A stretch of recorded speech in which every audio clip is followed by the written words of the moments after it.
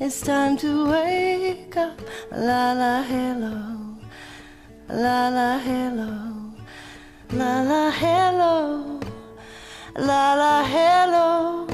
It's time to wake up. It's time to wake up. La la hello. La la hello. It's time to wake up. It's time to wake up. Hello. Hi, and welcome to Wakey Wakey. This is the show where you get to share with the world your experience of your own personal awakening. Every week we interview somebody who's been an inspiration to us in the fields of expanding our minds. And this week I'm excited to say we have a wonderful, brilliant, incredible man joining us from the USA, Larken Rose, one of my favorite philosophers, voluntarists, and just general human beings. I just want to say thanks to you all for sending love and lots of comments and good vibes. And there's been a few insults this week, which has been fantastic as well. They make me laugh and, you know, they help me improve. And so I like to hear from everyone. I just want to also thank TPV for being here, for enabling me to do this show. It's been a really great experience for me here at TPV. So later on in the show, we hope, with a bit of luck and love, to hear from some callers. But first, we are going to interview Larken. If you haven't heard of Larken Rose, it's about time you did, because he's fantastic. He's one of my another one of my favorite people in the whole world. And I've actually never met him, but I've spent countless hours listening to Larken and watching his videos and reading his words. And now, why have I spent so much time and listening to this guy, and I've never actually, I'm embarrassed to say, sent him a cent?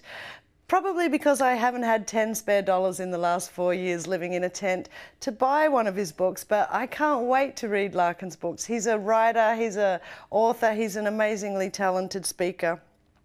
The thing about Larken is you spend about half an hour in his presence and you automatically become deprogrammed. He starts to make your mind spin, and his arguments kind of beat any argument you could have in your head or rationale for us staying the way we are staying. We know that humanity must evolve to live by the non-aggressive principle.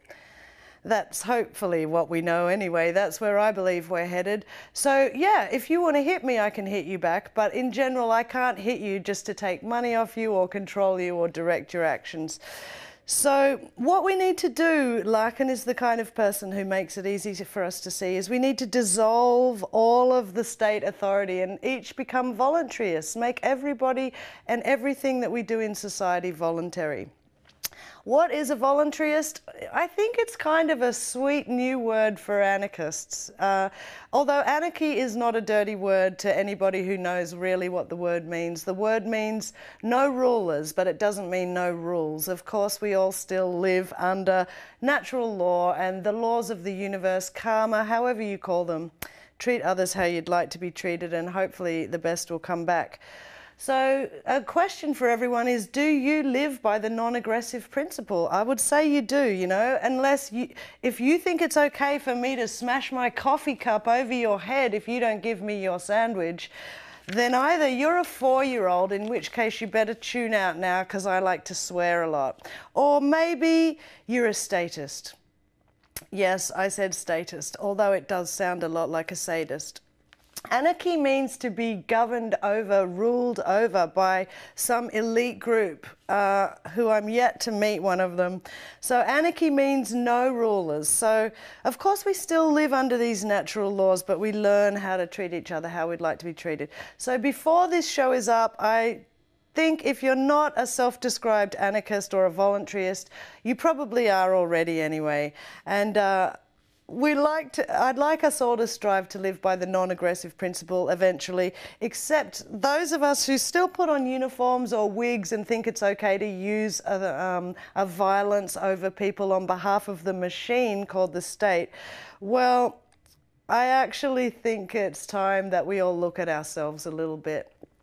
Anyway, let's cut to some of Larken's wonderful work. We're going to go to this short clip and then we'll be speaking live with Larken. Once upon a time, there were 100 million people. They had different interests, different beliefs, different occupations, but for the most part, they got along pretty well.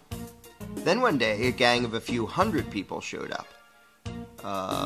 Need to zoom in some more to see them. I know they're there somewhere. Zoom in. There they are. And this gang of a few hundred said to the throng of 100 million, "From now on, you all have to give us a cut of everything you earn." This is an accurate graphical comparison between the number of American taxpayers and the number of U.S. congressmen. And the throng said, "Gosh, do we have to give you a cut of what we earn?" And the gang of a few hundred said, "Yes, you have to." And the throng said, "Well, okay, I guess we have to." And one little troublemaker asked, "What if we don't?" The gang of a few hundred didn't like this, and said, "If you do not comply, we shall unleash upon you our legions of enforcers." And the throng cried, "Oh no, please don't. We will comply, we will pay." This is an accurate graphical comparison between the number of American taxpayers and the total number of IRS employees. Time went by, and the gang of a few hundred said, "Now we want more of what you earn." And this kept happening over and over again, until eventually some of the throng were paying almost half of what they earned to the gang. Whenever the gang demanded more, the throng would say, "Golly, we're already having a tough time. Do we really need to give you even more?" And the gang always said, "Yes, you must, or we shall unleash our legion of enforcers." Now the gang of a few hundred was getting trillions of dollars every year, spending it on wars and pyramid schemes, giving away goodies to their friends, buying influence, and doing lots of other things. And some of the throng started saying, "We don't really like the war you're waging with the money we give you.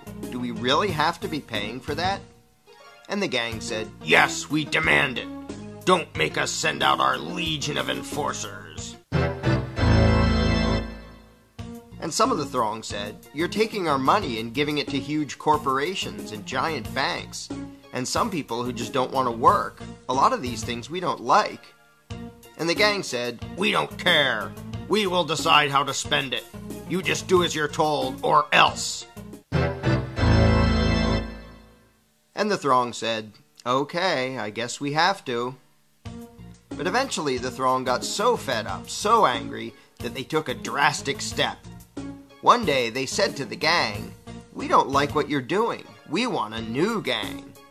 And after pouring a huge amount of time and money into the effort, they replaced the gang with a new gang. Then the throng pleaded with the new gang, "Now, at long last, can we keep our own money, or at least keep more of it?" And the new gang said, "Sorry, but after much discussion, we've decided that you can't. You have to keep giving us what you've been giving, in fact, a little bit more than before." The throng was distraught and said, "This is dreadful. But after all, what choice do we have? I mean, they say we must comply, and they have that scary legion of enforcers. We're powerless against them. We'd better just do as we're told." So they did as they were told, got poorer and poorer, and lived miserably ever after. But after all, what else could they have done? What power could this throng possibly have compared to this gang of a few hundred and their enforcers? What chance would this thing have against this thing? How could these 100 million people ever hope to successfully resist the awesome power of this tiny little dot? In case anyone missed this, let's review. Here's them. Here are their enforcers. Here's us. Them, us. Them, us. Does anything about this seem just a little strange to you? Are you perhaps wondering, why does the throng need the permission of the dot to do anything? Why do these people feel the need to ask this tiny little dot if they can keep more of what they earn? Why would they spend year after year literally begging for lower taxes from this little dot? Is this dot just really darn intimidating? Is it very persuasive in its reasoning? To be blunt, why would this throng give a rodent's backside what this tiny little dot wanted? The fact that this tiny dot has the gall to issue such demands to such a throng is pretty startling in and of itself. But what is far more amazing is that the throng obeys this minuscule little parasitic gang of control freaks. What could possibly explain this? Let's ask the dot. This is how it works. When we, the dot, take your money and spend it on things you don't like, we're representing you. In fact, though you're not allowed to actually keep your own money, you're allowed to decide which little dot will steal half of what you earn. So that really means that you're in charge and that you're agreeing to give us your money. In fact, we, the dot, are serving you when we take your money and spend it on things you don't like. And so you should thank us and treat us with great respect and honor for having robbed you on your behalf for your own good in order to serve you by doing things you don't want us to do. So there you have it. I hope that cleared everything up for you. If you're not entirely satisfied with the dot's explanation of things, you really should read the book The Most Dangerous Superstition, available now at Amazon.com.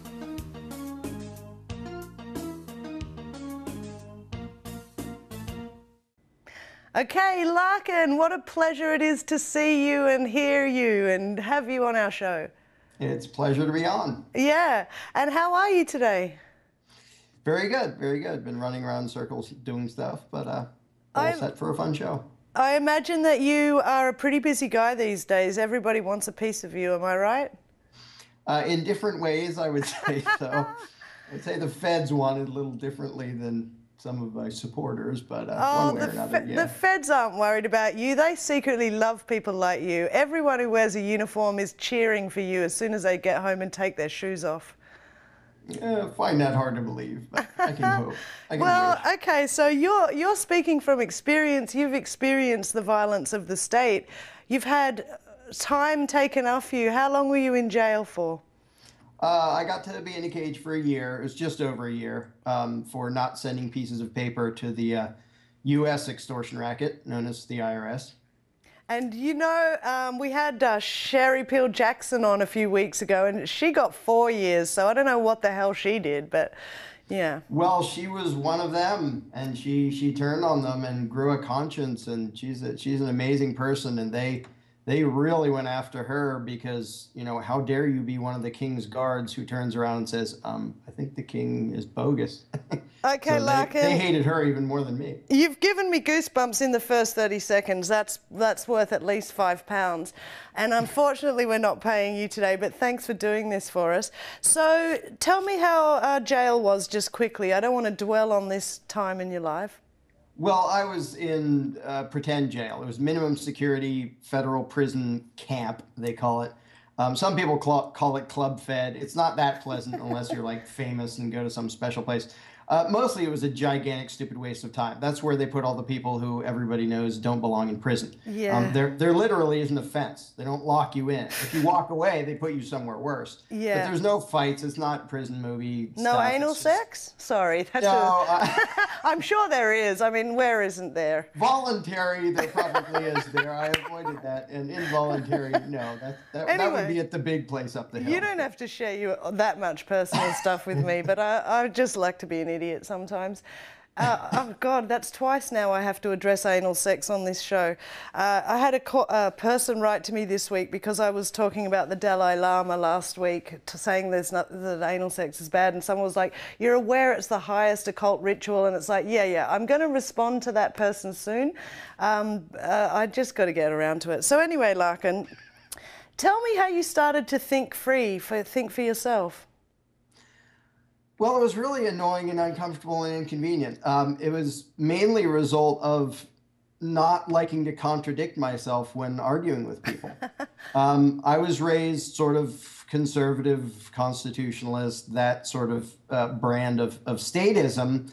But I love to debate and I love to argue and I love to win arguments. And I found that if my own belief system was self-contradictory, I would stumble over myself and fall on my face. And I'd still, do my best and argue. And later I'd think, yeah, my position on those two things don't match. So it was really a process.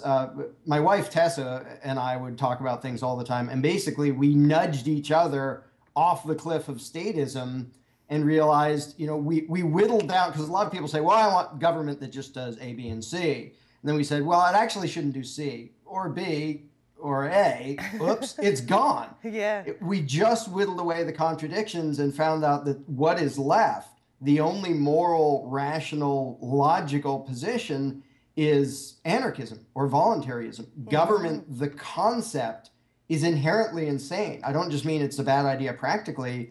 I mean, it's easy to logically prove that it is a completely irrational, hugely destructive belief. And it took me years and years and years to realize that bleeding obvious, but eventually I got there to see there isn't such thing as a government that is on the side of humanity. There can't be. Yeah. Well, it's becoming clearer by the day when you look at all of the false flags and the, mandatory vaccinations and the chemtrails and the GMO unlabeled foods and all of the ways that your government really doesn't actually care about you and is trying to extort from you all the time. I had a great argument for hours this morning with my darling best friend who's come over from Australia.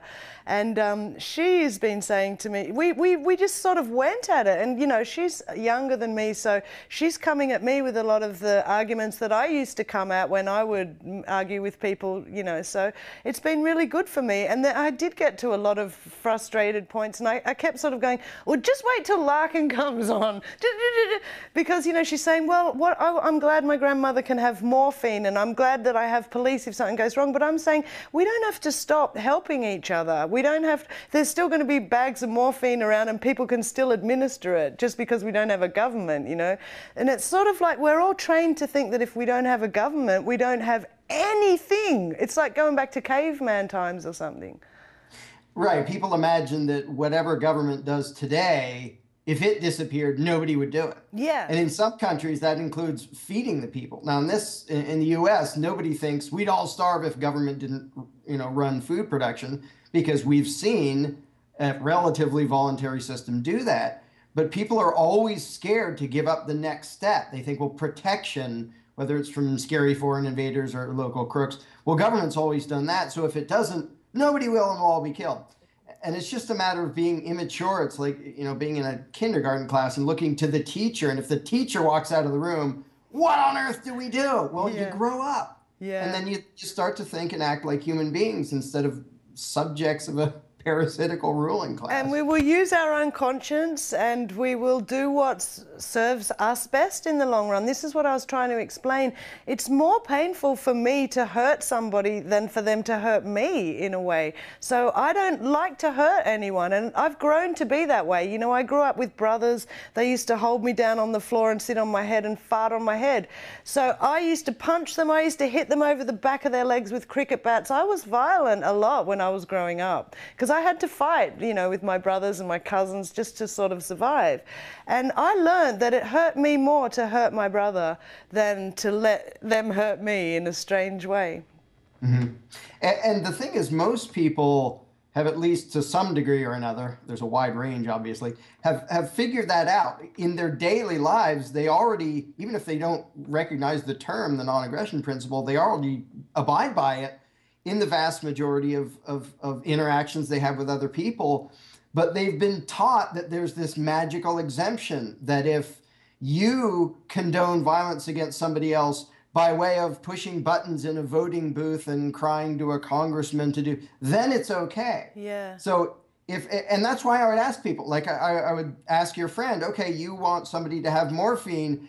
Do you think it would be justified for you to come to my house, point a gun at me and say, give me some money, I'm going to buy somebody some morphine? Because if you wouldn't do it yourself, why on earth do you feel good about voting for somebody else to do the exact same thing? Yeah. And that's all voting is. It's all government is an avenue through which people feel good about committing evil. Yeah. Because they're taught that if it's legal and if authority's doing it, that they're magical and special and they can do other stuff. Yeah. And if people would just apply the morality they already understand to themselves, apply it to government, they'd realize government's always the bad guy. Let's not do things that way. It's always coercive. It's always parasitical. Yeah, and it's always, it's cleverly sets up little contracts that we sign our lives away into, and before we know it, we do have a legal obligation because we actually complied with their paperwork and we signed ourselves into a contract. But if we can push that stuff away, ignore it, be too bored to open their letters or whatever, return to sender on all their contracts, then we start up this whole new sort of way of dealing with or responding to these threats, coercions, you know, domination by this machine, really, because it's never the people in government that really threaten you. It's the general big machine, isn't it? It's like, I guess, what happened to you? How did you end up in jail? Did they come to your house? Did they take you to court first? How did it end up? There was a many-year-long adventure with the U.S. extortion racket, which included 12 armed fascists invading my house to look for evidence of the heinous crime of me not sending them pieces of paper after I told them I stopped sending you pieces of paper and I'd like to meet with you and tell you why. So the story drags on for years and it's just ridiculous. And then eventually they put me on trial and they had to, the only question, I'll make this really brief because I don't much care about the legal issue. Yeah.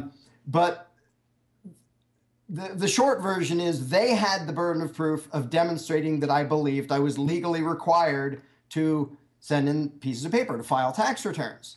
Because everybody acknowledged that I didn't. I said I didn't. I explained why and all that. So it wasn't tax evasion. It wasn't I was sneaking around and got caught. I was totally in their face the whole time and said, here's what I'm doing and here's why. Yeah. So here's this trial. And everybody involved agreed that the one question is, did I believe I was required to file? Because there's something called willfulness, where if you thought you were obeying the tax laws, they can still try to steal your money, but they're not supposed to prosecute you. So the one question was, what did I believe about my legal obligations? And the judge declared I wasn't allowed to show the jury anything I had written, play anything I'd ever said on the topic. So I had to show what I believe without referring to anything I had ever done. Well, we don't actually want you to educate anyone or we're fucked. You know, that's the way they sort of look at you. Right, but to say, I mean, it's like somebody saying to you, tell me what you believe on this subject and prove it, only don't cite anything you've ever said or written about it. Yeah. Well, what's left? How do you prove it? Exactly. Yeah, I have thousands of hours of organized words edited beautifully and eloquent and... Yeah, so this is really good, Larken. We have to go to a short break. I hope you can just hold out there for a moment, maybe a minute, and we'll come back. It's time to wake up. It's time to wake up. It's time to wake up. It's time to wake up. Welcome back to Wakey Wakey. We are chatting with the infamous, wonderful, fabulous Larken Rose. So Larken, tell me, how did you, all of your work, with all of your writing and all of your incredible videos, I had imagined that you've reached the most people with the videos, because let's face it, we've all only got 10 minutes to learn anything. And if you can, you know, you can show something in 10 minutes, like your tiny dot video, or a lot of your videos are fantastic. I'm allowed to rob you. If you're watching at home, get on Google. Google Larken's name, go on his YouTube channel, go to his website, larkenrose.com, order one of his books, the, what's it called, Larken? My favorite one, it's gone out of my head. The Most Dangerous Superstition. The Most Dangerous Superstition. That's the most important one. That is so revered by everybody, and the people who I do know who've read it. I'm so lame, I haven't even read it before your article, this interview, but I am going to read it one day. But the people who I've met who've read it, they say that it's just wonderful the depth that you go into to explain your point. And I know that you go into those depths because of the confidence and the ease with which you express these simpler points, basically. I'll put it that way. So was it a big philosophical exercise for you? Is that why you write? And Or was it like your proof? It was your evidence that you could never take into a court, unfortunately, but it's out there for the world to see. Well, this has nothing to do with the legal issue, really. It's just the concept of self-ownership. What I tried to do in my videos and in The Most Dangerous Superstition, which I held off writing for years because I knew it was going to be the most important thing I'd ever write and wanted to do the best job I possibly could. And many people, I believe, say it's the best thing they've ever read. So, yeah, that's a pretty big call. People say that. Yeah. I don't dare to say that. But really what it is my attempt to pass on the bleeding obvious that took me a decade or so to figure out. Because the truth in this case is very simple, very easy to prove. The only reason it takes so much effort is because most of us went through prolonged, in-depth indoctrination to believe in something that is completely irrational and bogus, namely the belief in authority. So demonstrate, and I often say that what I do is explain things that should be self-evident to any 7-year-old. And they are once you explain them. Right. And once you have the understanding, you think, how did I ever not know this? And how did I ever believe the convoluted pile of lies that statism depends upon? Well, and it really is a deprogramming. I guess America's the same as Australia, is the same as England. It's like when you're 3, 4, 5 years old, it's like, this is a policeman. He's your friend. You must do as he says. Until you grow up and you're like walking along the street and they've got a problem with something you're doing or whatever, you know? Right.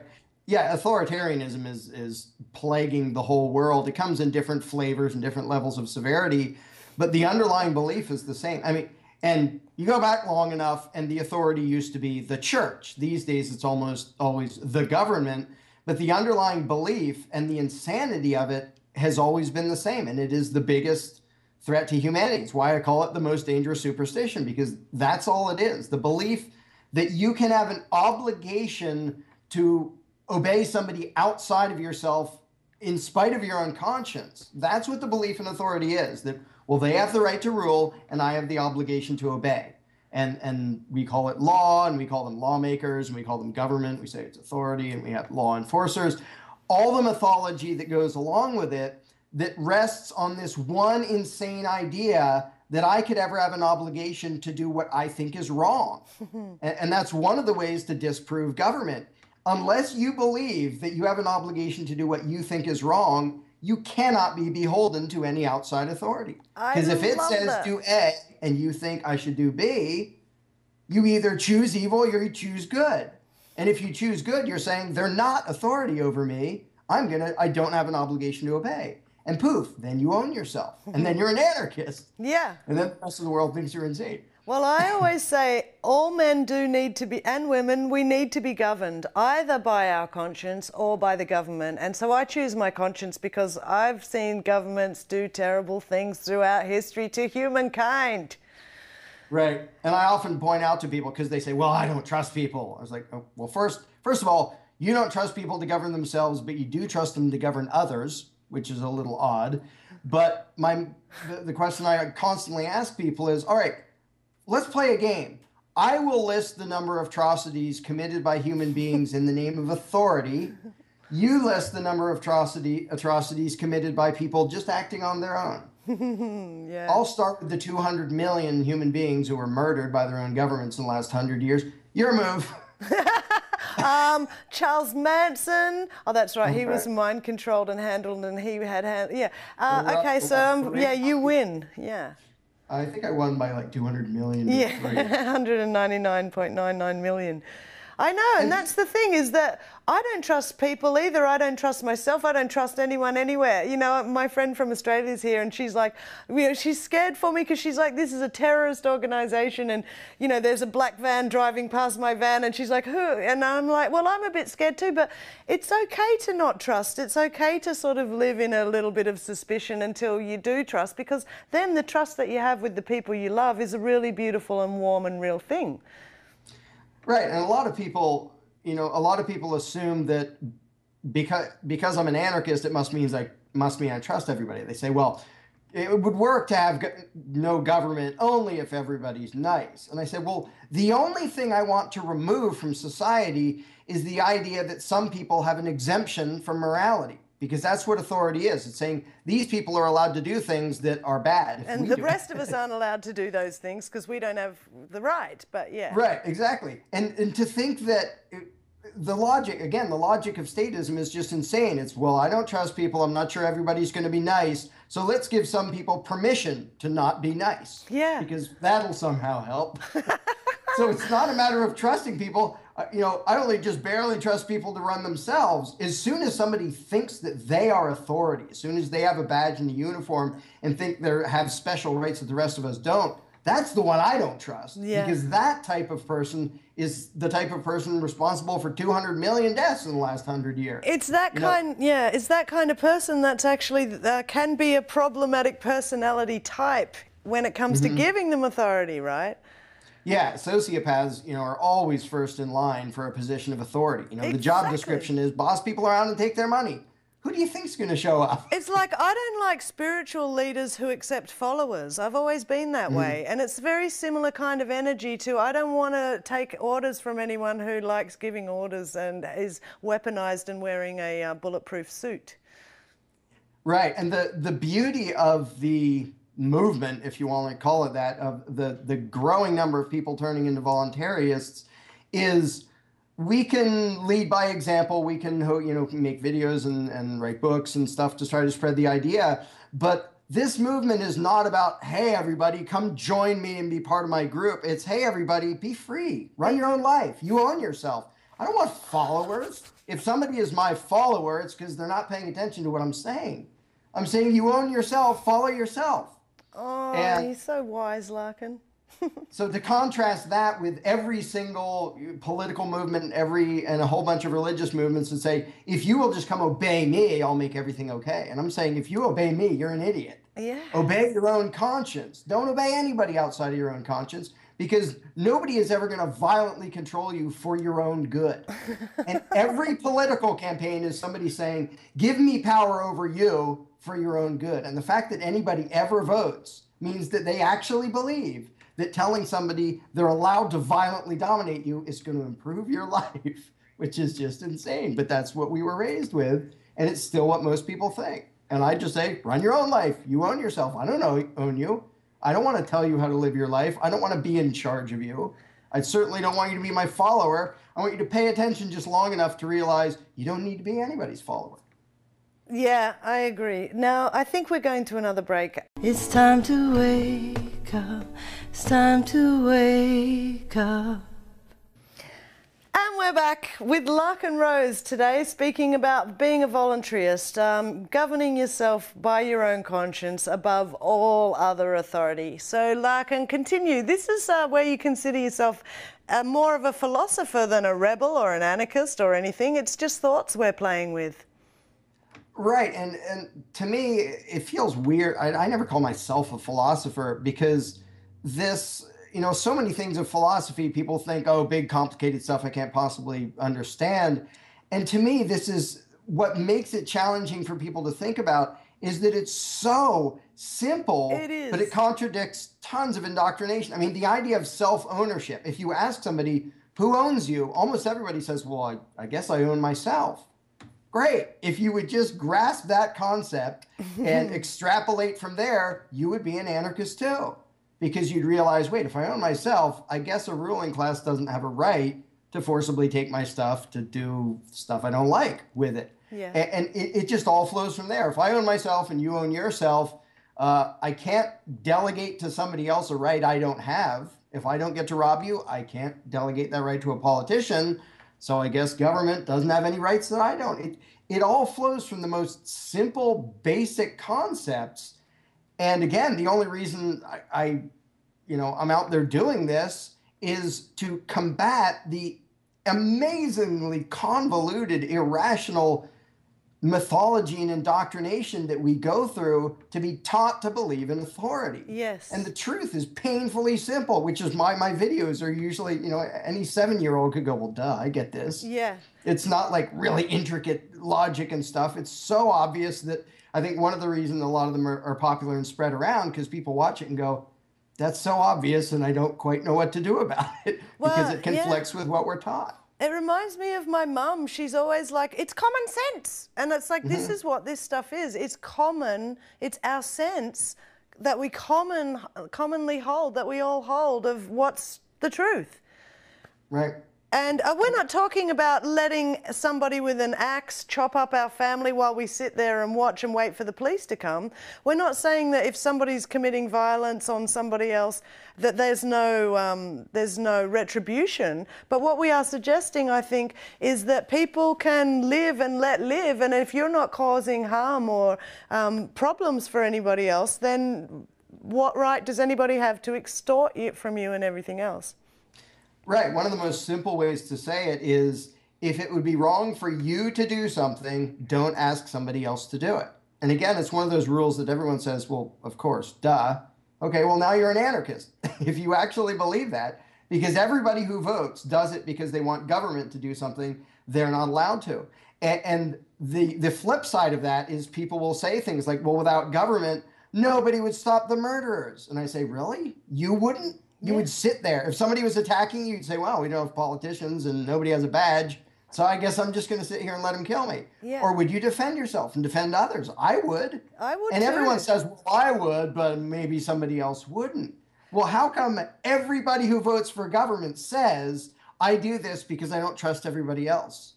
Yeah. I want security and safety and the poor to be cared for and protection against this, but I don't trust everybody else. So let's all go vote for a parasitical ruling class to do what we obviously all want because they won the election. Why don't you just do it yourself instead of being somebody's slave? Yeah, and the thing about the police is they're often not there when you're there experiencing a crime. It's like you've got to go to the police station, you've got to get one of them or three of them, and you've got to get them away from whatever other tasks they're doing.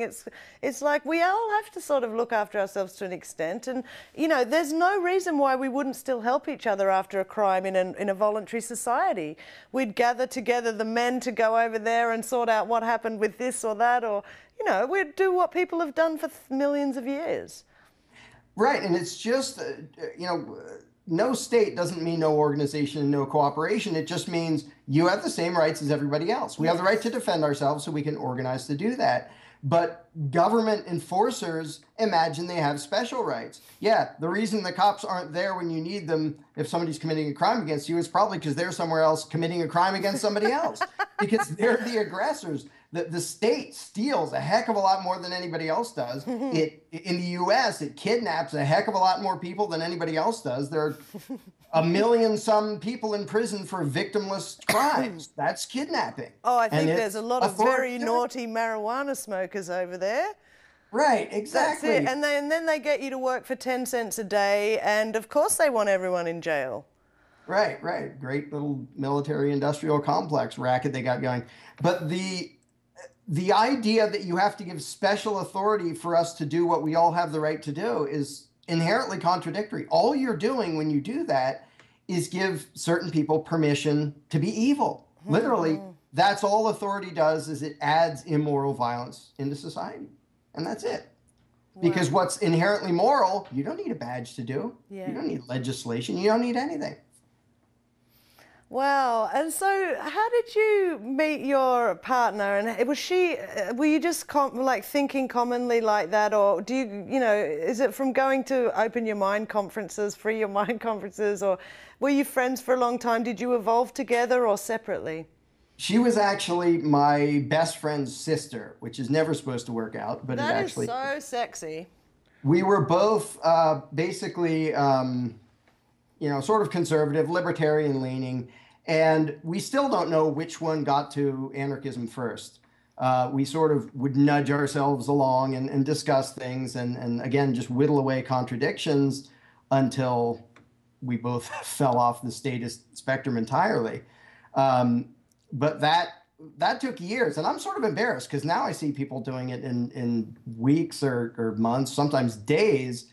Took me years and years and years to accept the obvious. And the same with Tessa, as we both slowly went through that journey until we realized there isn't, we went through the whole minarchist thing of we just want a government to do these few things.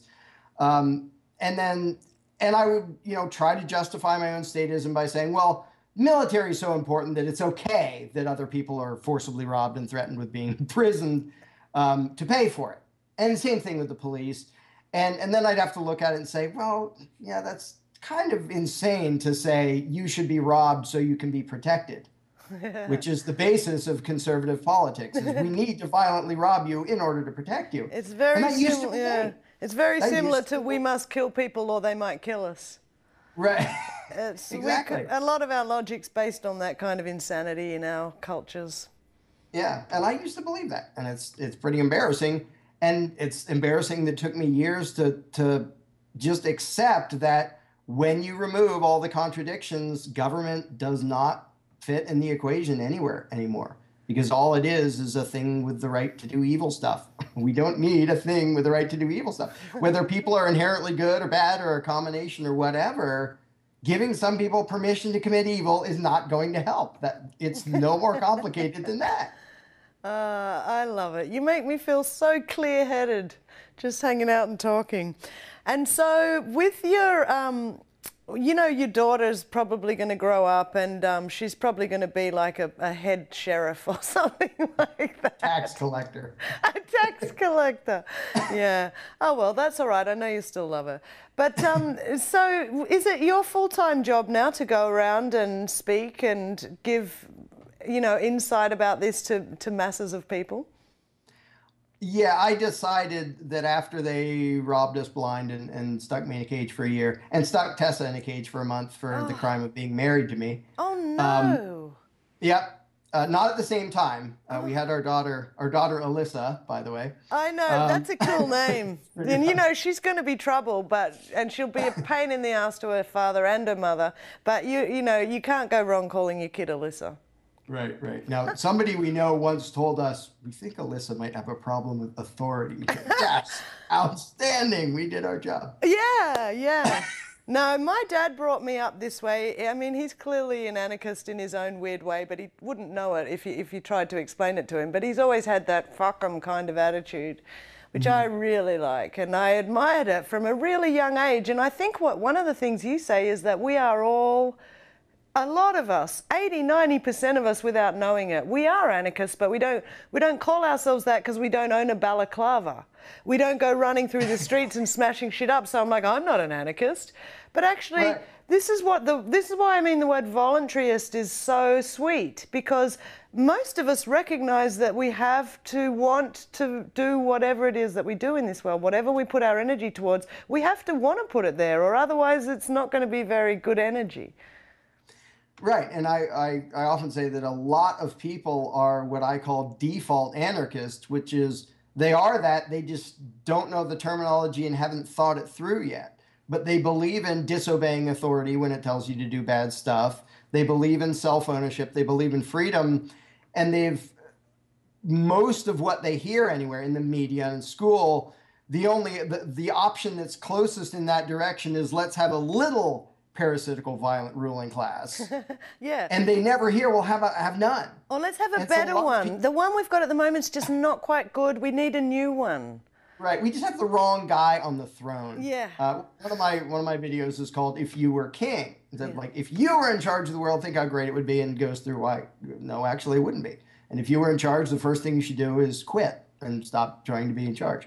But it's just, there are so many people who are leaning in that direction, but have just never heard it explained. Basically didn't know it was a philosophy. It was just sort of a gut feeling that something's horribly wrong and I'm not beholden to these psychos.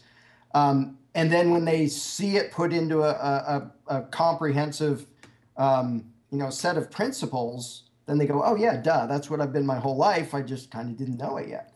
And I've met thousands of people who did that and who, a little embarrassed to say, who went through the process a heck of a lot faster than I did. They'll do it in a few weeks and go, oh, yeah, duh. I'm like, well, why did it take me 10 years to do that? Oh, well, so now my penance is to go out and try to nudge other people a little faster through the unindoctrination process. And I noticed that you've said many times, like, that often people, you know, you sort of like kick them over the edge by just having these discussions with them. I've seen on a few videos of yours where you're like giving a talk in a pub or a you know, restaurant kind of situation, and you know, you get some feisty hecklers, and I like that. You need that. I mean, we all need that so that we can learn where our arguments may need more refining or where we may still be unsure of things. But I guess when you've written a book, you've kind of inscribed in yourself, it's in your soul, or maybe it came out of that and now it's out in the world.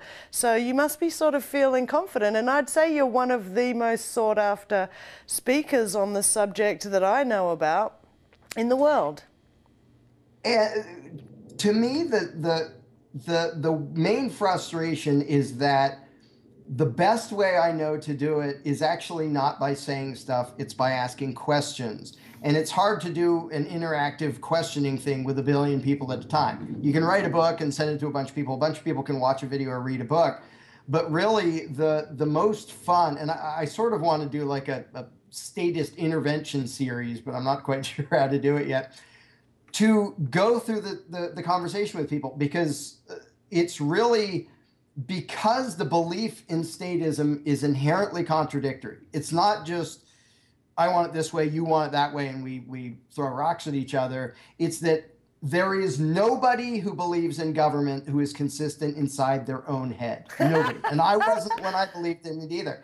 And because of that, and I've sort of developed this way of, they're very simple lines of questioning that will lead anybody who still believes in government to the contradictions inside their own head. And it's interesting to watch because I don't have to say anything. I don't have to assert anything. Some people will still get mad at me and I'll say, wait, so far all we've done is ask you what you think. Why are you mad at me? I haven't even said anything.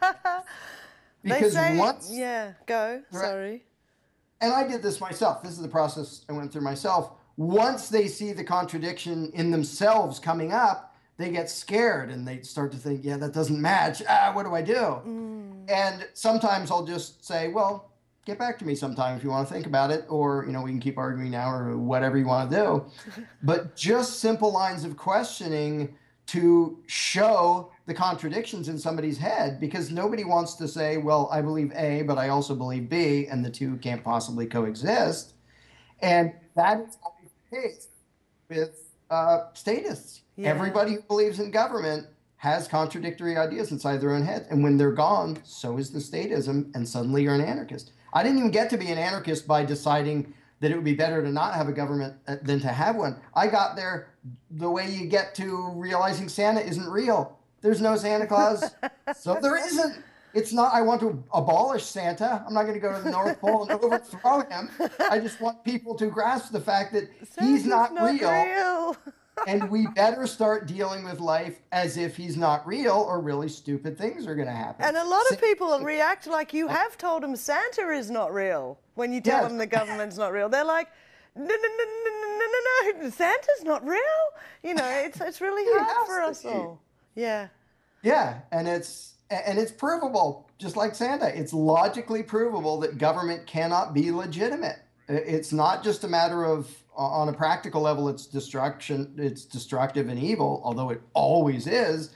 Just on a basic conceptual level, it's really easy to prove. And my book, The Most Dangerous Superstition, does it in 3 different ways in the span of like 2 pages. Yes. Oh, in fact, I have a video called The Whole Problem and Solution in 2 minutes. Oh, I've got to watch that. I haven't seen that. Larken, we have to go to a break, and we're going to go to another one of your clips when we come back. But thank you for hanging out. But the point you made there was great. Creditors ask questions, debtors make statements. So I love what you said about just ask questions of people. We'll come back in a moment. It's time to wake up. It's time to wake up. Deep in the mountains of New Hampshire, for 1 week every year, lawlessness reigns. Hello! Hey! Would you like a beer? Hundreds of strangers of different backgrounds and cultures thrown together, and no law enforcement around to keep things civilized. For 1 week, the fringe elements of humanity run amok. kooks and weirdos with no respect for authority, and guns everywhere. Mankind's true nature unleashed, unrestrained by any government. For 1 week, a glimpse at the horror and chaos, carnage, mayhem, and anarchy that would ensue if there were no politicians, tax collectors, bureaucrats, and cops around to keep everyone in line. Will anyone survive the porkage?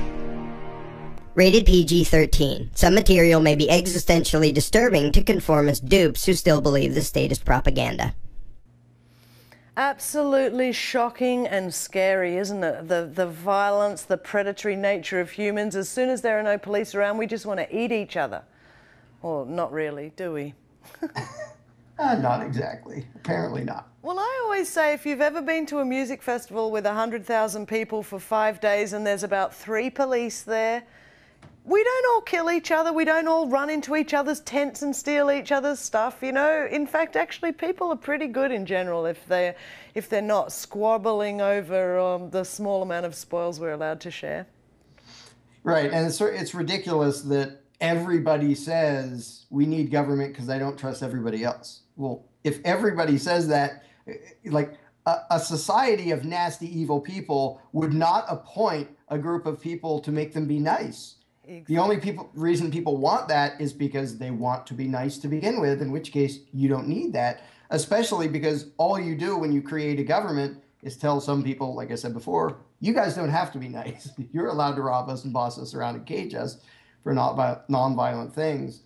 But the fact that that gets fed by feeding people's fears about their neighbors and feeding the distrust, and then the insane contradiction of saying, I don't trust people, therefore let's give some of them the power to control everybody else. Or is it because they're better than us? And the funny thing is everybody knows that politicians are worse than the general public. So I don't trust people in general, so let's give the worst people around lots of power over everybody else, because that'll help. Yeah, it's like I said, it's just so ridiculous, and you just make it seem so clear. So how was it with you, with your family, extended family and friends, when you first started to awaken? Did you argue with everyone or some people, or were you in a group of people who already all thought this way, or did you lose friends? I can't really say I lost any. I argued with lots and lots of people, but it was interesting because I've been an anarchist now for 17 years, and 10 years ago I knew maybe 3, maybe 6 people who would call themselves that. Now I know at least 6,000. Wow. And so I've got to watch this amazing progress. And I'm not taking credit. I'm not pretending this was well, just you my should, doing. mate, because you've probably helped a lot of people more than you know. So take some credit there.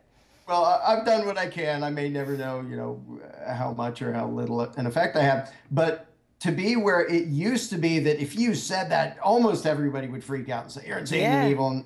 And now it's funny because I see a lot of minarchists who are defensive. They're like apologetic about the fact that they still advocate a little tiny state. Well, we just want what, instead of you're evil and you should burn in hell because you don't want government at all.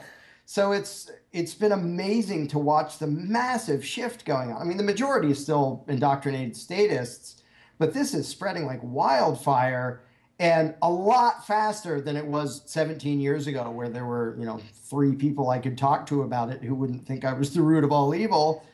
And now it's all over the place. And now, here we are on your show talking about it. And so far, nobody's lynched either of us. Yeah, I know. And look, I can't wait to die anyway, so I'm up for it. But anyway, it's the raising vibration of humanity. It's our own evolution. It's inescapable. It's just the cleansing of a whole heap of shit that's been filling up our minds. Really. Yeah, it really is an idea whose time has come. Yeah. I think there really is such a thing where it seems like the whole species suddenly gets to the point where they can think about something that they've never thought about before. Yeah. And it's, it can't happen fast enough for me, especially with the wars and all the mayhem and death and destruction going on. But it's, 17 years ago, I would have said, well, I'm going to spend the rest of my life screaming at a brick wall and nobody's going to pay attention. And it's been so amazing to suddenly see the world start to shift in the direction of actual humanity, which is a voluntary, peaceful, stateless society. And we got a long way to go. And there's, like I said, the majority is still statist, but the discussion has begun, and people don't get burned at the stake for the discussion anymore. And when it comes down to a discussion and a battle of ideas, statism is doomed. It's the stupidest, most immoral, irrational idea in the history of the world. If we're to the point where we can debate it, statism is finished. It's old world, it's ye olde gone. Yes, well, that is wonderful. Look, I could talk to you for days, but we have a caller on the line, so we're going to go to them. And you've agreed to hang around for a while and chat with us, Larken? Sure, yep. Thank you so much.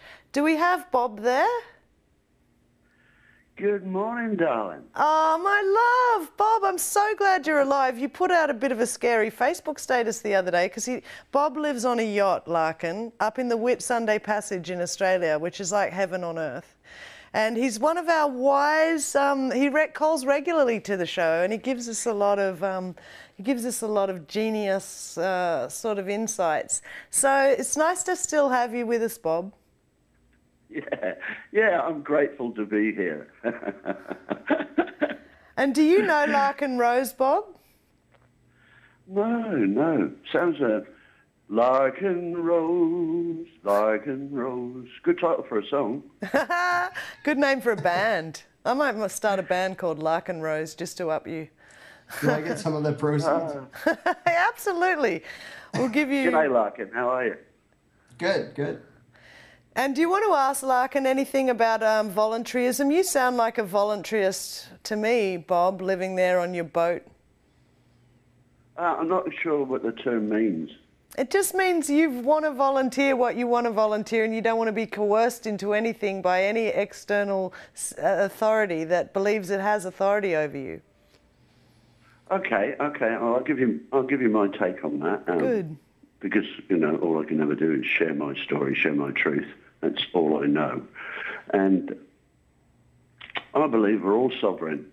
Of course. And we're all magnificent. And we're all knowing, So nobody has jurisdiction over me, and I have no jurisdiction over anybody else. I love you, Bob. That's a pretty good definition of voluntarism. Yeah, that's a voluntarist. Exactly.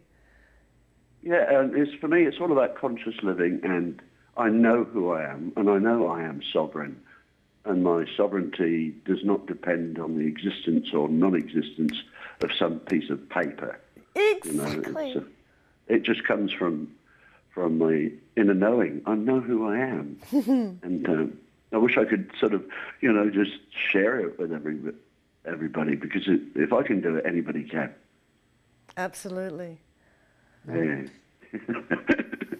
I actually feel the same way. I just cannot pay fines. I cannot pay taxes. I cannot vote. I cannot.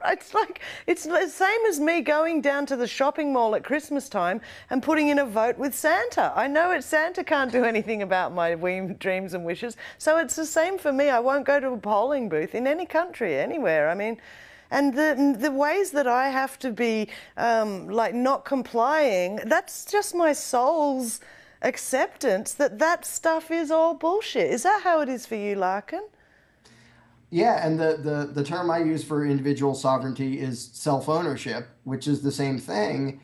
And it's just when you see that, you can't play the game anymore. I mean, people have to pick their battles and decide what they're willing to get tased for and things like that. Yeah. But the legitimacy evaporates, and nothing will bring it back. I mean, it's the individual sovereignty, to use his term for it.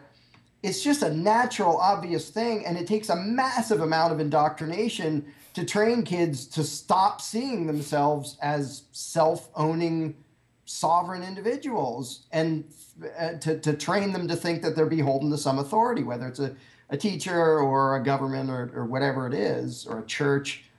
And so it's the most obvious truth is, okay, I'm in charge of me. I own myself. And it's why it takes years and years and years of indoctrination camps to train people to not see that bleeding obvious reality is because it's so obvious, it's so self-evident that you have to get the kids when they're young and jam them into these camps and bash into their heads. You don't really own yourself. You're beholden to your representative servant government, all this bizarre mythology we're taught, just so they lose sight of the fact that they own themselves. Yeah, and Bob, is that one of the reasons why you live out on a boat?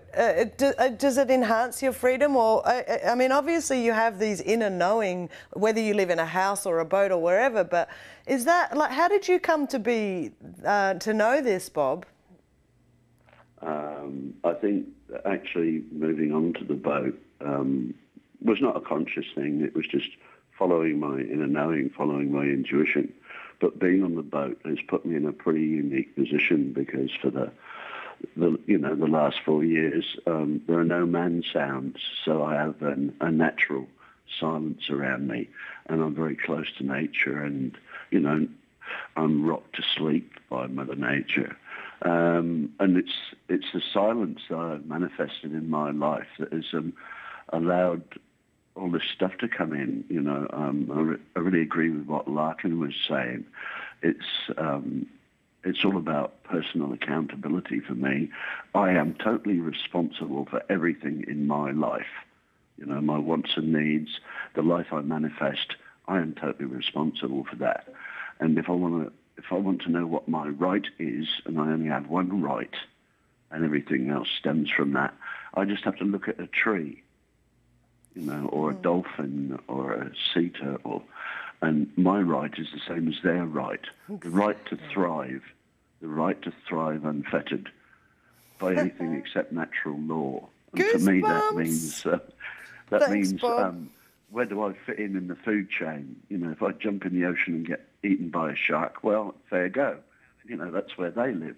But I know my rights, and I live by them. And I have challenged the system. I've fronted up to the banks in Australia, and they know that I know that they know that I know that they're frauds. Defrauding everyone, yeah. Yeah, I've beaten them, and there's some great guys in the UK doing a lot of beautiful work around that, at getoutofdebtfree.org. Getoutofdebtfree.org. They're a great site, great templates and great information. Yeah. Lee Whitterick is his name, yeah, and a few others. It's a big group of people. They're great. Getoutofdebtfree.org. And what about in the States, Larken? What kind of websites do you recommend people go to besides larkenrose.com if they want to explore this stuff more? Well, there's a lot of stuff out there. There's Stefan Molyneux. He's great, yeah. Who's a Canadian with a French accent. with a British accent. Yeah. He has a million great things if you really want to get in depth and understanding of voluntarism. And there are things like the Free State Project. There's a Freedom Summit that's about to happen in Arizona. And there are a bunch of events that happen, and there are lots and lots more voluntarists and anarchists than there were. It's funny to watch, like PorcFest, the Porcupine Freedom Festival, PorcFest for short, to be able to watch that over the years, because I had been to, I think, 7 in a row. And at the beginning, there's this little group of people who don't want a state at all, and then there's a whole bunch of people who want a limited ruling class. And now it's the other direction. There's a few people sort of apologetically hanging on to their little bit of statism, and it's mostly anarchists. And to see a lot of public figures and see them go through that process in public, where they started as minarchists and then they got worn away until they realized, yeah, I can't advocate the state at all. And they come out the other end and say, yeah, it's all bogus. We own ourselves, and there isn't such thing as a political solution any more than you can cure your body with a hand grenade. It just doesn't work that way. Yes. So it's all over the place now. I think that's how it sort of eventually comes down to this in life. It's like, well, you can sort of believe in one concept and then sort of believe in another, but as you grow and get older, you sort of start to go, well, if this is true, this can't be true. Right. One or the other. So which is it? You got to pick one. Yeah. And again, that's all I did, in my own really slow, stupid journey to get here, is realize, well, either it's not okay to rob people for their own good, or it is. And if it's not okay, then I shouldn't be advocating that it be done for the things that I want. If I don't want those political people robbing me for the things I'm against, then I probably shouldn't rob them for the things they're against. I mean, just painfully obvious stuff. And just, it's one or the other. That's what the contradictions come down to, is there's A or B and they don't match. You got to pick one. And as long as you keep removing the contradictions, you end up with the truth. You don't have to make it hugely complicated. Just remove the things in your head that contradict the other things in your head. Yes. Why are you laughing, Bob? It's clarity. Oh dear. I know it's 5 a.m. in Australia. I'm so impressed you woke up to call in. You're my hero. Oh, no, I try and catch every sunrise and every sunset. It really puts me in my place in the grand scheme of things, and it's such a majestic way to start the day. My take on that is the left brain, this monkey chatter, that little computer that we've got up there. For me, that is just a tool that I use when I choose, and I have mastery of that, and I turn it off when I don't need it, because I get more of my truth from just sitting silently with my inner knowing. And I Bob, came across, we've got to go to a break in 10 seconds. Sorry, I've got someone yelling in my ear. Thanks, Jules. Bob, I'm really sorry, but I felt like we need to hear this in a relaxed way. We'll be back in a minute. It's time to wake up. It's time to wake up. Welcome back to Wakey Wakey. We're joined here by Larken Rose and the infamous Bob. Bob, do you want me to tell him your last name? I have no problems with that. Eden, Bob Eden, what a legend. So continue on with what you were saying before the break, Bob, if you don't mind. Hang on. I'll just take the squeaky toy off Barnaby, because he's...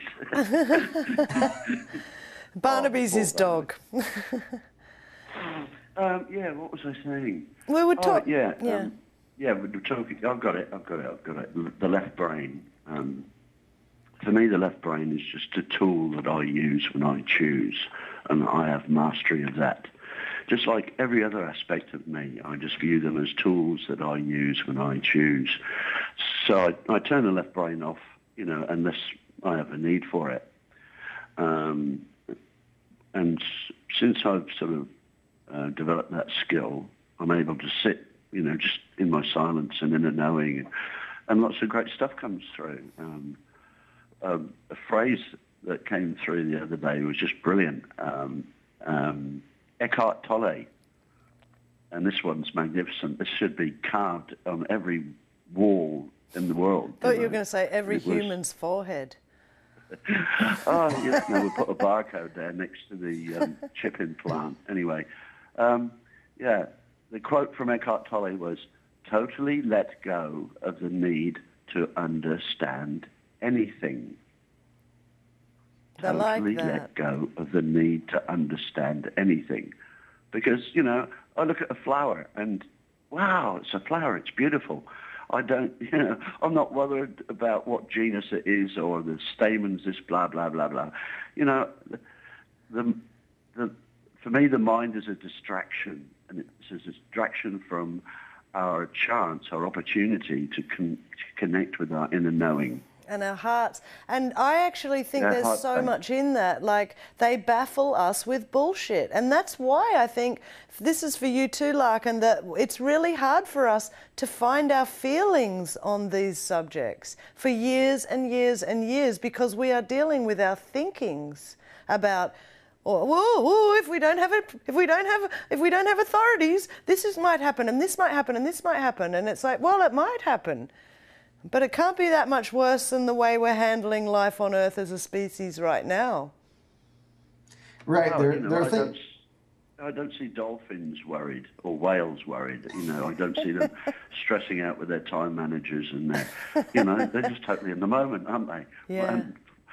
Hey, we're just another species. The answers are all around us, and our forebears, the the tribal people, they knew how to communicate. The talking stick. Let's all just get back to the talking stick. Yeah. Sit around in a circle and everybody share their truth. Because everybody will, because they know it's a safe forum. I've always been one to like for. bash everyone over the head with the talking stick and then pretend it's a microphone and dance in front of the mirror with it. And I'm a nightmare. It's sort of true though, isn't it? And do you feel that way, Larken, like that we are cooperative if we just have some simple method, like here's the talking stick, you talk when you've got the stick, then I'll talk, and we'll just speak through this until we've gone through all the aspects of the argument, and then we'll come to some conclusion.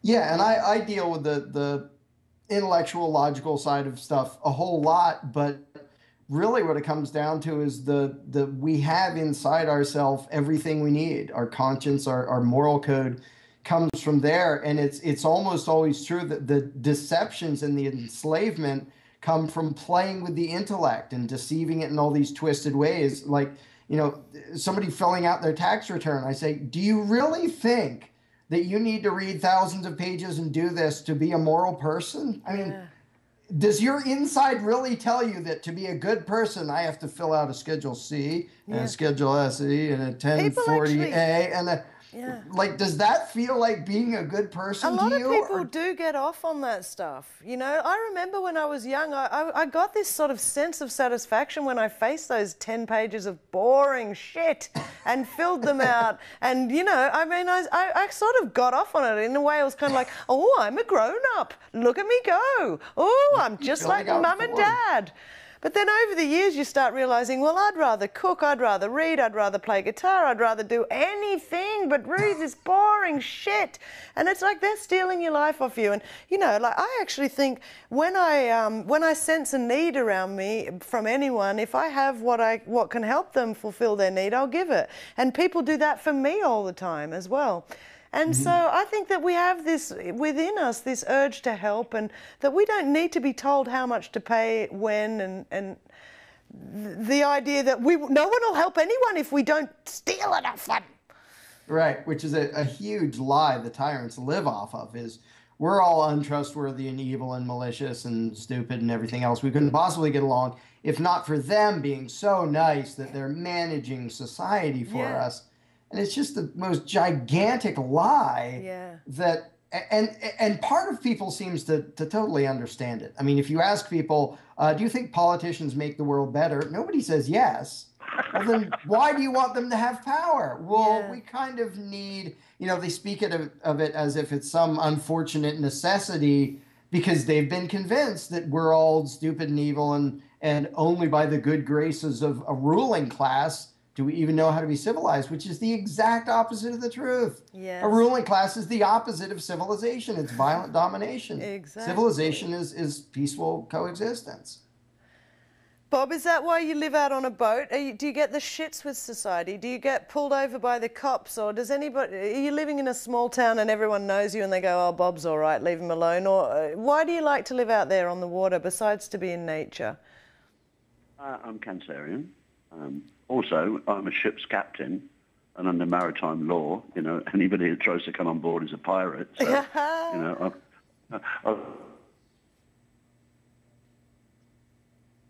I think we've lost Bob. Oh, unfortunately, we've lost Bob for now. He might call back. Huh? But he's a really cool guy, hey, Larken. He's just got that sovereignty flowing out of him. You can hear it. I'm very envious. Yeah. Oh, you'll be living on a boat one day, I'm sure. Elissa will buy you a boat. Maybe as a fugitive or something. I'd settle for that. Well, I'll be moored next to you, so I'll throw cans of soup over and stuff like that.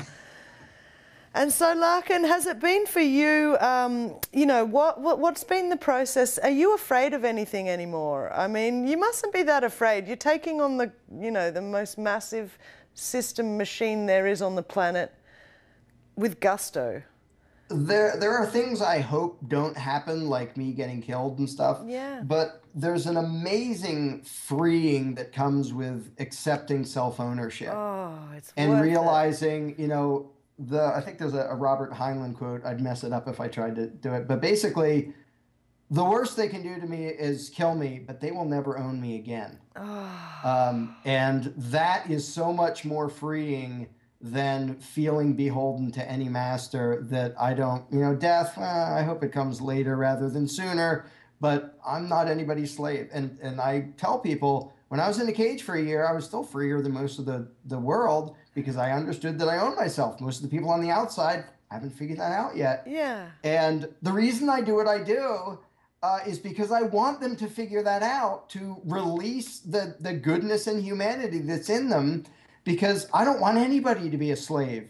And the ultimate weirdness is I don't even want the people in power to be slaves to this. I want them to be free. Absolutely. And they usually want horrible things to happen to me for saying that.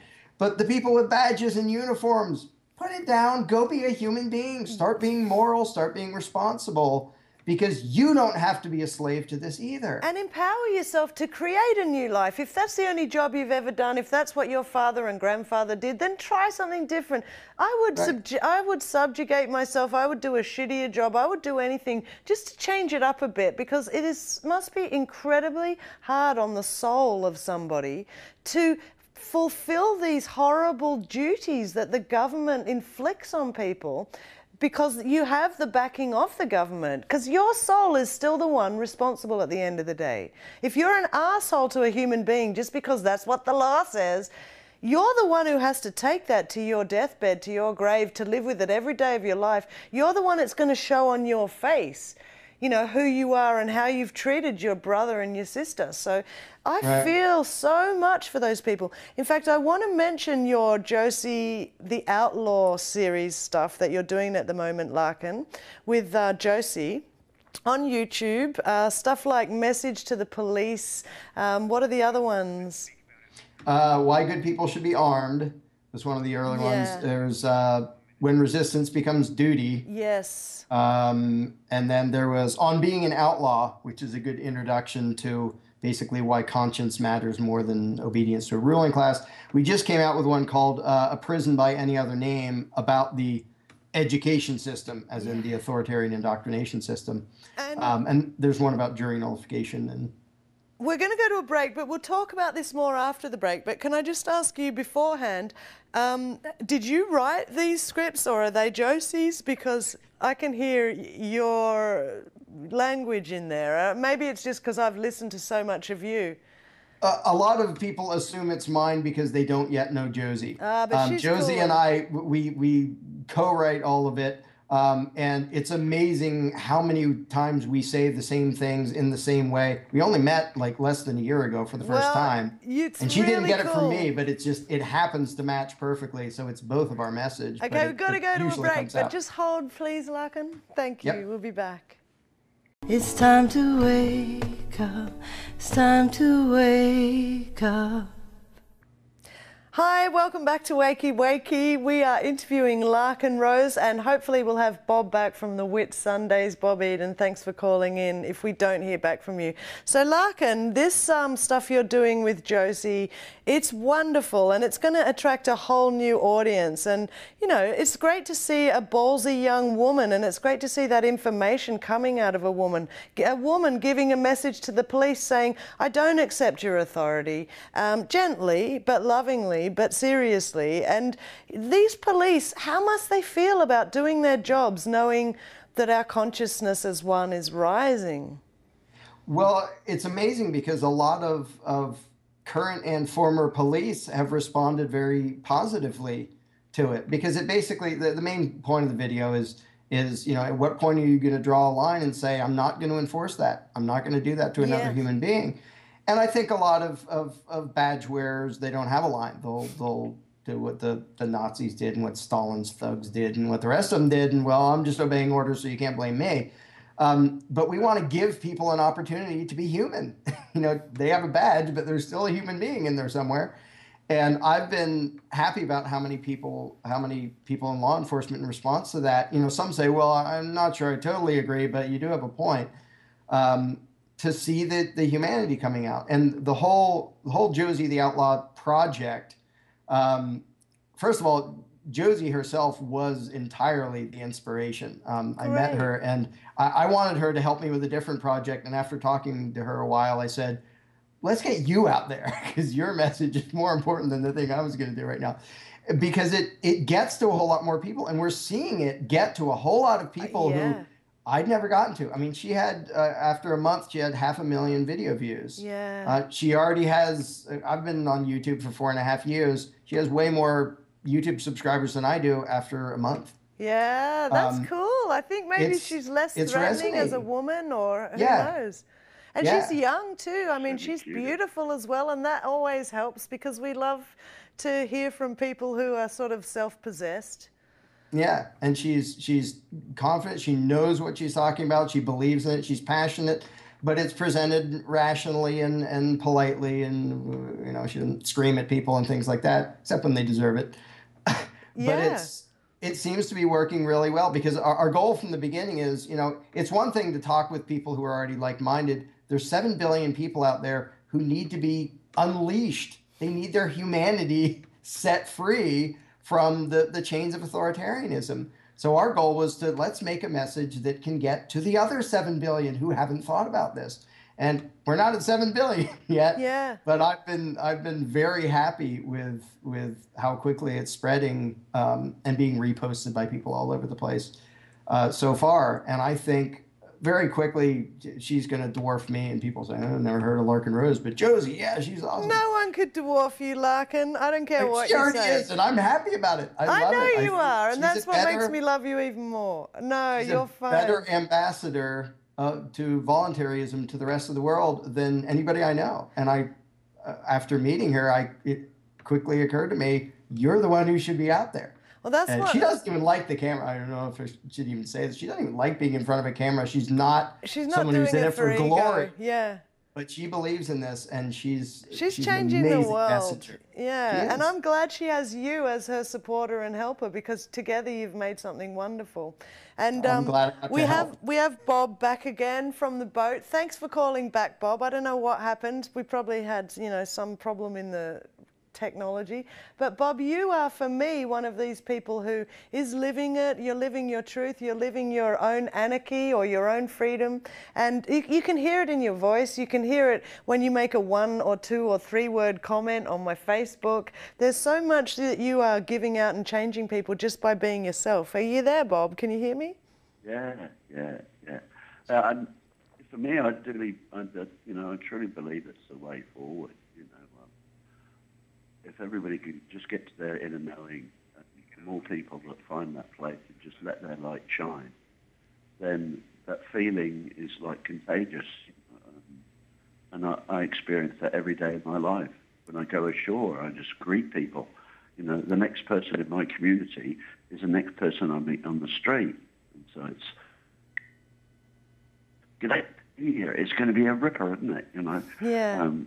I just connect with everybody I meet, and you can see it, you know, in their demeanour. They move from sort of a long face with dull eyes to, you know, a little grin and a sparkle and a skip in their step. Yeah, you're getting into their soul. Yeah, and you can't do that through the mind. You know, there's no way that's going to happen by going through the mind. It's a heart-to-heart connection. Me, anyway. For a man, and I don't want this to sound sexist, but for a man, you've taught me a lot about coming from my heart and speaking my truth, and you're just a wonderful being. I love you. Oh, we're all wonderful. We're all wonderful, and I don't think that anybody needs healing, you know, because there's nothing wrong with anybody. I think mankind has just got to learn to reconnect with their inner knowing, because, you know. We know it, exactly. All the answers are there.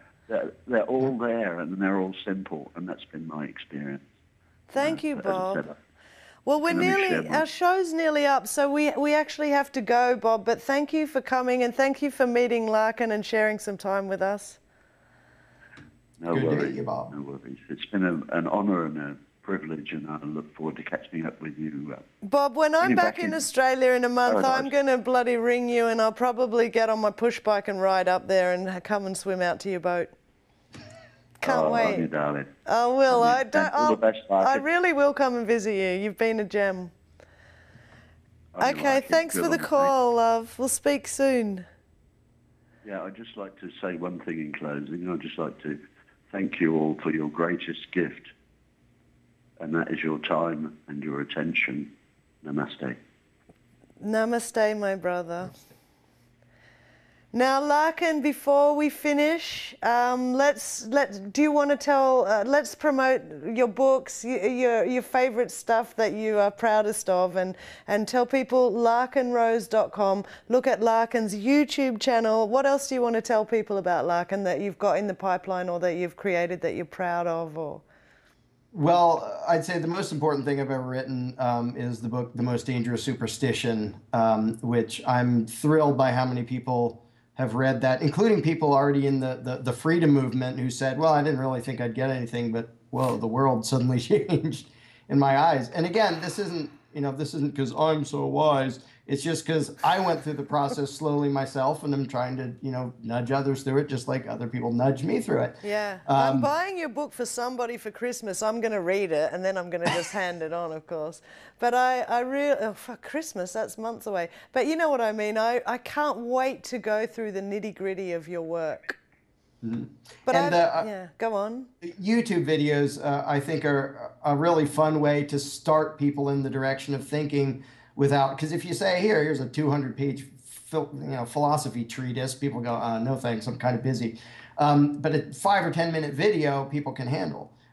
So my YouTube channel is just youtube.com/LarkenRose, and then the josietheoutlaw.com, and that's youtube.com/josieoutlaw. Because we made them to share around with the rest of the world, people who haven't thought about this, who don't necessarily know the terminology, who are, freshly indoctrinated and have never heard that there's another option, and just little things to nudge people in the direction. Because ultimately, people choose for themselves what they're going to believe, what they're going to be, what they're going to do. And so it's really just an invitation that you don't have to be in the cage of statism. There's something better. And just every little nudge we can come up with, and different things work for different people. My books, I have a novel called The Iron Web that a lot of people have said is a rather hefty nudge, a little bit like a 2x4 to the head. Yeah. So that may be more than a nudge, but there's a lot of little videos that are a good way to start. And like I said, there's mine, there's Stefan Molyneux's, and we've got to go, Larken. We've got 30 seconds left, and I'd love to talk to you more. Hopefully we'll speak again one day in future. Thank you so much for being our guest and bringing your clarity and for shining your light for millions, if not billions, that you are ultimately going to reach through someone or other. Just by honouring your own truth, I really admire you, and I just want to say thanks for being wonderful. Thank you very much. Thanks a lot, Larken. And thanks to everyone for watching Wakey Wakey. It's my pleasure to host, and hopefully we'll see you next week. Who are these people all around me? They are my teachers and my heroes. What are they doing? What are they saying? They're speaking truth, and they are playing with my worldview. These ways of seeing make me feel better. They are so freeing. We do not need this power structure. All we need is one another, heart to heart, heart to heart. All we must do is love our brothers and our sisters, and our mamas, and our friends, and our papas, and our enemies, and our biggest fears. It's time to give up. It's time.